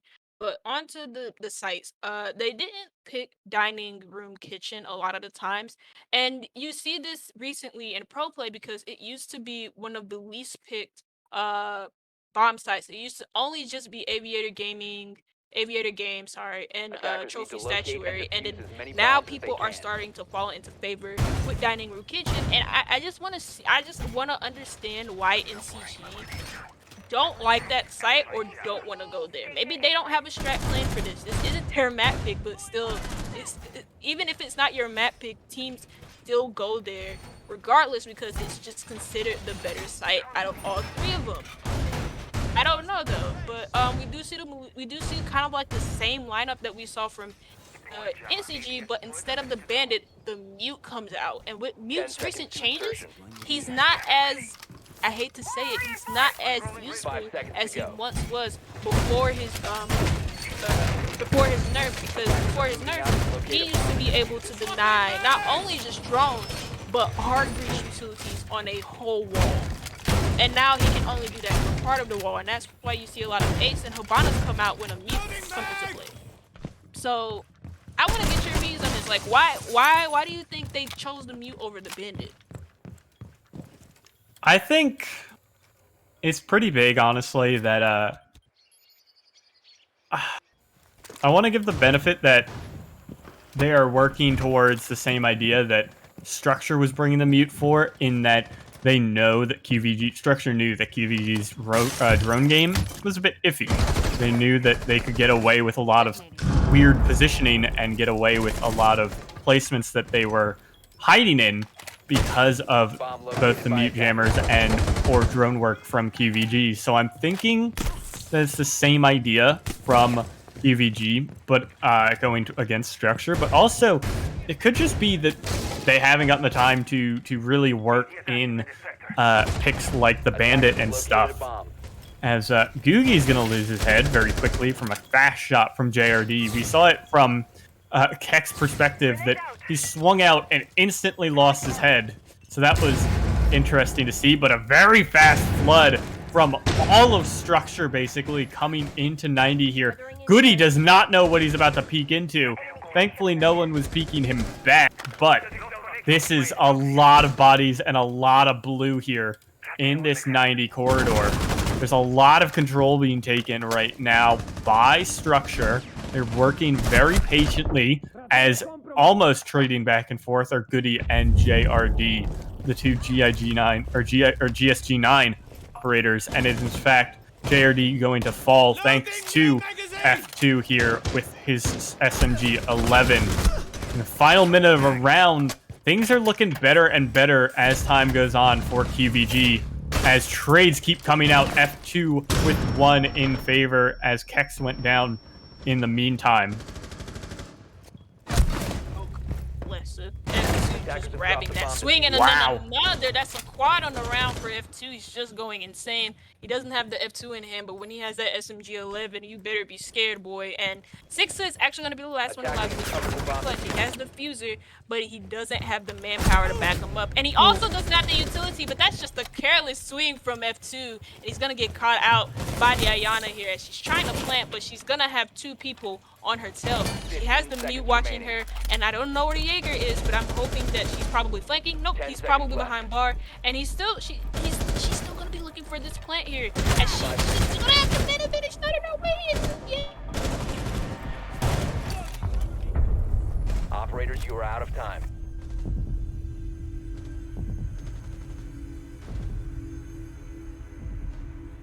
Lead here on this map. They take it right on back. As that was a bit too close for comfort, I would think, but didn't need to keep peeking, and it ends up working out here for the side of qvG. We'll get to see now. Believe dining kitchen for the first time, actually. Surprisingly enough, we do, and we do see the mirror get out, but my fault, I lied. It's gonna be 6 picked onto the pulse, and then the Osa, okay, JRD, and he's gonna 6 pick onto the IQ because you can't play Osa just quite yet. You have to wait till next season, I'm pretty sure, or next year. And we see the Attackers need IQ to come locate out, and but we defuse also as many see the bombs as pulse they come out, can. and that's just gonna be some key intel coming in from that heartbeat sensor that he does have. It's gonna be very pivotal to how the nitro cells come into play. They only have to do the bandit and pulse, but mind you, Attackers have discovered still the location of a bomb. intel from pulse in this round is going to be very, very important, especially if Structured Esports need to take this master bedroom or astronomy control that teams usually take on dining room kitchen. Yeah,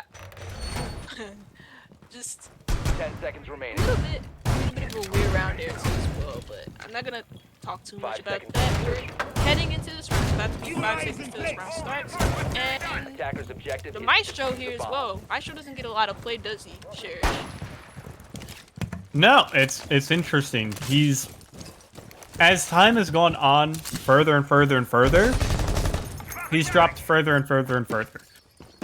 Thatcher changes, window changes, the bulletproof glass changes, the addition of Flores, and a lot of nades on these lineups. Granted, we just have the one set, but usually it'll be Sledge plus Iana or plus Finka plus Zofia. There's a lot of destruction to deal with Maestro cameras, and they're just not as flexible people have come to know or understand. Obviously, it was known before, but they've really accepted that they were not as flexible as other types of cameras and deployables. qvG has gone down as a second gets picked up by JRD. Smart play from the IQ as he's cleaned up 3 for himself, and 4, he's on for the ace. He's looking for it with the pistol. It's just up to F2, who shoots him in the back. He's got 2 for himself. F2 could look for his own big clutch up here, as he's got to find 2 more. He's standing behind a soft wall, interestingly enough. He's going to try and smoke out the ace, who's going to go down in the smoke. Just kidding. He's just barely alive. Dykes is going to start to get this plant down as SXK is being smoked out. Both of them actually have been pushed out into laundry side. A lot of pings coming down from cameras as F2 is going to push forward now. He's getting a bit aggressive here, interestingly enough. And he could, in fact, swing out on whoever's sitting outside the door, but it's a trade! 2 little HP for F2 as he gets 3 kills, but not the 4th. The 4th would have not come, actually, I think. He didn't have ammo in the SMG-11 to kill the ace. Almost heroics from the side of qvG and from F2, but JRD's quad proved a bit too much for their side. Was getting the ace. There was a nice entry for him. He got 2 kills, 2 nice kills coming into that, and then he kept up the pace. He kept up that same energy, and he followed it up with 2 more nice kills, getting a quad on the round. Just an overall nice push from JRD. That's what you want from your entry, and he showed it right there. He's gotten an entry on these last 2 attacking rounds as well, and they're gonna go dining kitchen again. They're gonna run that one back, but that round was made close only by F2's efforts, as he was stuck in a 1v2, and then he smoked. Attackers need to So he locate has and those defuse smoke grenades to bombs. be able to choke down not only health but also time. And again, the Maestro's gonna come out, and the Maestro cameras, albeit, did help with the intel gathering, but also the pulse wasn't of really much use as that round, and you saw him swing. And that one room, I can't remember what the room was called. It's the room with the tarps. We're looking right at it. Like, I don't know what that room's called. That room. Memorial. Memorial. And he carelessly swinged there, and then he just died. And that's your pulse going on the round, and that's 10 also seconds left. intel gone. And he didn't even get a chance to use his intel. Because 5 seconds NCG remaining. didn't give him time to think. Yep. Attackers are moving That out. was a big Locate a bomb aggressive in the swing from JRD, and thereafter, it was good, smart placement to watch the rotate out to try and find the kill onto Goody, which he did. Goody not having as big of a map as he did on Coastline here. He's 2 and 6. Excuse me, 2 and 6, struggling a little bit, as it's turned out that F2 is the one to hit double digits on this map, not qvG, just yet at least. There's still a lot of rounds to be played, and he's averaging a kill a round. So, assuming he gets that average still leading up to the final round, he'll finish with double digits at least for himself. But On the other side of things, SXK has popped up big here. Lot of nitro, or there's just actually 2 nitros I noticed. Not as many as you would like for a Pulse to be playing around here on a dining kitchen defense. It's a very horizontal defense as JRD is going to get shot through the floor, I think. And, I mean, it's just the normal. It's a lot of upstairs clearing and a lot of action coming down.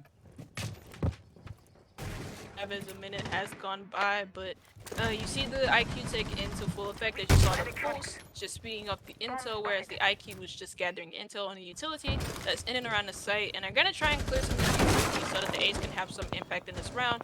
But as you guys see, Kex is still below with this pulse scanner, and he's gonna be able to freely gather intel without any concussion. And Maestro's sprayed through the holes, but he's not gonna catch no one. JRD is the only one on who's been chipped of any damage, but that's a double kill coming out from the side of NCG as they're in sight. Koru's just in sight here with the fuser, and he can plant, and he's going to do so. Kill goes elsewhere for qvG as she catches the Ayana off. Speaking of off guard, Quait's is going to catch the Maestro off guard as he swings, and qvG is going to be the last one in this 1v3. That's a nice shot coming off to him, now making this a 1v3, and really no way for him to clutch this, but he's gonna get a triple kill, so I might need to shut up because I might curse this game to all know. And that's a kill coming up from above from SX on that sledge. Yeah, a good attempt from the Jaeger, but all told, he had 1 bullet worth of HP. Very hard to clutch up on that. So, 2 dining kitchen rounds played, 2 dining kitchen rounds lost. And it'll be a structure back in the lead here. 5-4 heading into trophy statue. Interestingly enough, not Aviator Games from qvG. They're opting into testing their trophy stat out here. Try and see if they can pull back around for themselves or not. But if I were a betting man, I'd have to say this one's also going to go at least to 12 rounds here on Villa. Close game coming out still, coming down to the wire as there'll be a protect your bombs the 10th round on trophy statue here. Well, the 10th round of the game, and we'll be going to trophy statue. JRD opting into an Ash, interestingly enough. Not really an operator we see all that much. Granted, this game really has been that game of operators we don't see that much. It's Bandit. There's been IQ played a good bit, a lot of Twitch. Just a lot of interesting play coming around between these 2 teams and these operators that they are going for. So 10 seconds remaining. I'm interested to see how qvG wants to hold this, as they are doing it a bit differently than the side of structure opted into, as I think they might be going for a little bit more of a closet hold or something related to that with Kex on this Wamai. We haven't seen much of really at all today either. We saw him 1 round on Coastline, and that was it. 1 round. I don't even remember. That's how little he was played in this matchup, but he's gonna be played here. Interestingly enough, Wamai is actually not even really picked that often, just because of still, even with the nerf changes that Jaeger gets, he just doesn't get picked a lot more because of the fact that Jaeger's just still really good. He still has his good gun. He still has his ADS as being as effective as ever. And as I talk about his effectiveness, qvG just proves me wrong, and he's gonna get downed and out by SX on the sledge. SX is actually 14-7. Speaking of kills, though, JRD is going to grab another one onto Kex, and that's the Wamai and the Jaeger gone, and he's going to be entering right here. He doesn't have anybody watching this. He's going to get another kill, this time onto F2. Goody, though, is going to trade back a kill, and then another kill comes out for the side of qvG. This time, 2 coming in from PXT as he grabs the round by the neck and strangles it, making this a 2v2.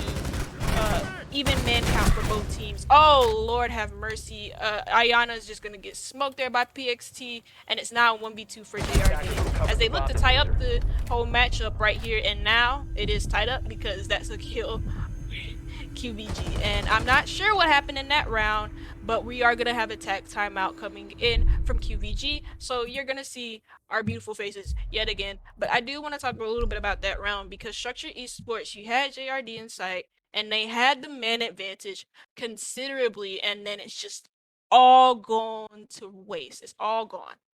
That's it. It's done. Yeah. Very aggressive start from qvG, rather NCG, sorry. But they kind of did just falter. They really faltered hard, and they ended up losing out big time because of over aggression. And we've seen this a little bit from both teams on Coastline, as well as in past rounds. They get a bit too overeager. They get too over aggressive and want to do too much with their lead that they're able to garner. And it bites them in the backside because they are not able to bring things fully in their favor. They struggle to keep up with things in their favor. So hopefully in these coming rounds, things won't end that same way, as we are once again guaranteed a full 12 here on Villa this time around. We'll be back into the action here as the timeout is ended. Aviator Games coming out once more for qvG as the score is 5-5. Our final 2 rounds of regulation coming on. And they're still pretty much all the same operators, as finally something we harped on a lot on Coastline and started off a bit on here on Villa. Jax is finally bringing out the Aruni here. Heavens. Maybe this is... I don't know. I was going to say maybe this is my call for what. So, anyways, we're going to see the Rooney come out to play here, and she's going to be pivotal on what looks to be this massive bedroom statuary trophy take. She's going to put her gates down. You saw that on landing. I think that's on landing. But you do see the Jaeger and the Wamai come out again, and it wasn't really, I wouldn't say it wasn't really of much use, because I didn't see any type of utility be used by Structured Esports for the Wamai disc and the ADSs to start being banned, to start burning out their utility. So it's gonna be interesting to see what type of utility NCG uses in this round, coming into this 11th round, going into another 12th, and the first kill comes out from Coit as he grabs a nice headshot onto the Jaeger, again depleting his usefulness in this round like he did the last time. But Keck is going to be able to tread that out on a kill back onto Coit. That's the Twitch down, there's those Twitch drones gone, and now the action is starting to show up a little bit here, and it hasn't even been a minute yet. Yeah. Starting to heat up and slow back down. The ebb and flow of Siege is always very fun to have. As wow, nice shot out of the air there by the Wamai. He's playing off of double shields actually on red, but slow play so far coming in from qvG, as they will be taken down. Slow play from Structure coming out, but they're going to start picking up the pace even more here. Frags being used here to destroy some of these shields and get rid of a lot of the utility that qvG has set up on this site.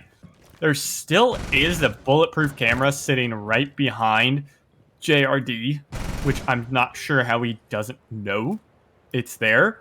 But F2 is being fed so much info, and he's taken down JRD because of the bulletproof that he just wasn't aware of. Now, another camera is found by Sykesa, as he also is unaware that there was a camera on him. Kex is getting a bit aggressive, and somehow the ace is allowed to sit behind the desk, but he's dropped the diffuser now, 2-on-2. SXK and Sykesa are just up against PXT. PXT hiding behind the bar. The diffuser will be gathered up here in a moment by Sykesa. PXT knows that he has to grab that defuse. PXT will start to move forward. Spray towards the Iana, who hasn't picked up the diffuser with 15 seconds to go. Now, Sykesa has to push forward into him as SXK is holding 10 down the seconds other remaining. site. A nade is going to clog the ears of 5 seconds left. PXT. He's not going to have any clue that the plant's coming down just yet until the pings start to come down. A nice headshot is going to leave him just in a one-on-one here against SXK. No nitro and half health against no nades and almost full, but not looking the right way. PXT, huge 1 versus 2 coming up big for qvG as he pushes his team to match point and map point here on Villa. Oh my god. What was he looking at? I'm so confused. I guess he was looking. I'm guessing at 90 because that's where he was looking at. He was looking at 90, and I guess he thought the Goyo was going to rotate to 90 through that one breach wall that they did open. Yeah, from that vault wall that they did open. And interestingly enough, you know, obviously he didn't, and he's not prepared for that gunfight, and that's a big oopsies from, I think, who was it, SX? Yeah, it was SXK. And unfortunately, this is match point for qvG, unfortunately for NCG fans, and NCG are going to want that round back because that was a 1v2 clutch Attackers need coming to out from locate and PXT. defuse He as hit many some bombs nasty as they shot can. and put his team on match point. He's insane. Yeah, huge clutch up from PXT, doing very well for himself. And I'm glad to see that that worked out that way because we needed a good clutch up. We haven't gotten one of those today just yet. So Bomb located by attackers. we'll be seeing now the last site being 10 seconds dining left. kitchen that qvG can go to, and if there's a site for us to head to OT on, it will be this one. It could be big for structure to take Attacker's this objective is to site defuse here, the bomb. as we'll be seeing nothing really interesting. There's a frost out for Goody here, which is not something we've seen much of yet this map at all. It was something that worked a good bit on Coastline though, so we'll be seeing it yet again back in. Very fast play coming out from structure here as SXK and Syxa are gonna get the entry forward. 2 goes down first. SXK will be in return as Googie has found 2, but a nitro comes out. It will not confirm the kill on Koru, who lives with a single point of HP somehow by God's good graces. A 3-on-3 with 2 minutes to go as Googie is gonna get his third here, holding down the Alamo as the flank from PXT should be able to net one more as Koth is going to walk into his gunfire. No ace, but the game will be won off of a big round off the rush denial from from qvG. Sorry, double 7-5s, a lot closer than we were thinking, but still, well done to them. That'll be putting them up another 2-0 in the standings. Yep, that's a big 3 points coming in from qvG, but a heartbreaker for NCG. The rush, albeit, was a good idea. It was a good attempt, and it just didn't work out in the end. You saw a pick come in from XXK, and then after that, the Thunderbird got a bunch of kills. I think got 3 kills on that round, and then the Jaeger, she provided another distraction for the Jaeger to be able to get a big flank in, and unfortunately for NCG, this is now another point missed, as they're gonna be probably wanting that round back, maybe. And they're just gonna be further down. They're still gonna be on 0 points coming into Playday 3, but they have a bunch of playdays left to make up for it. But I would say a good try for them. This was a lot better than how they performed against Typhoon 5, at least on the second map. The first map was a lot closer. But on the second map they got completely destroyed by them. And in this matchup, it was a lot better. So improvements are being made from their team, and a good try coming in from them to try and bring both of these games into overtime or even just to a win. Yeah, I fully agree. I think, going from double 7-1s to double 7-5s is uh, a good start. I think Structure has very good. Um, they had really good bright spots in their team. They had a couple. Obviously, every team's not going to look, like G2 or Empire or anyone, any of the Brazilian teams off the rip.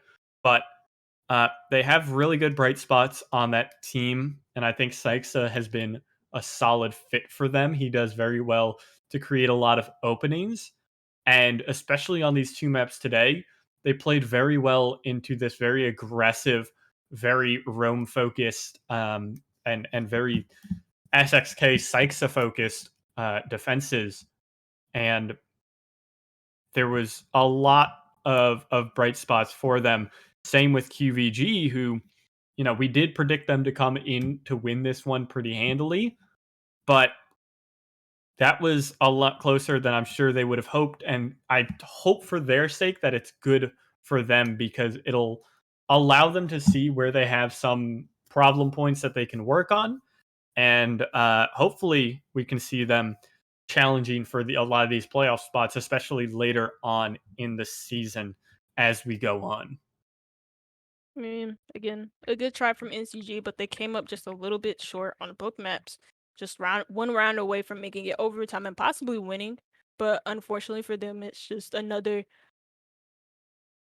no pointer, and they're stuck on 0 for the time being. But on Playday 3, they have a chance to do that. I can't remember who they play against, but whoever it is, watch this game and put some respect on NCG's name, because they deserve it, especially with the roster change coming in from Suki, from Sykesa.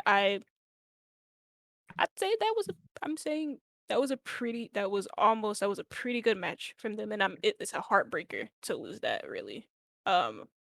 But that's the end of this broadcast, coming to an end. Tomorrow we do have a game coming up. I can't actually remember who. I'm actually casting that one. Funnily enough, I can't remember who I'm casting, but we have a Ignite game and Blue tomorrow. Jays. Sorry. Yeah. No, Yeah. you're good. Ignite and Blue Jays, and that one should be a good game. I'm not too sure on either team. I haven't watched neither of them play, but I'm hoping that's going to be a fun one. This was a fun match to catch, and Cherish, you were an amazing co-caster. I appreciate it. And any ending note? No, I think a very good game to be had today. It was very nice to watch, and I'm looking forward to seeing, especially again, just how both these teams show out the rest of this season, because it's looking like it could be a pretty close season. And that does move qvG onto match point. I'm sorry, not match point. They onto 6 points now, and they're at the top of the table. But we get no interview today, and that's gonna be the end of it, guys. I hope you enjoyed the game. No. Yeah. Yeah. Uh so yeah, that I don't know what just happened. That Yele is giggling in my ear, and 1B just stopped talking. But all told, parent came in. I didn't notice that. I was looking at the cams. Well, that'll be it for us. Uh, before I say the wrong thing, do we have anyone I have to shout out? Howling Media. Okay, so it's going to be the same. Cool. Shout out to Howling Media. Thank you all for sponsoring us and working with Talent League. And like 1B said, we'll be having a broadcast tomorrow, same time, 8 Central European time. And it's Ignite and Blue Jays. So join us for that one. But other than that, for myself, for 1B, and for Yele and the rest of Talent League working around, we want to thank you guys for tuning in today and to have a good night.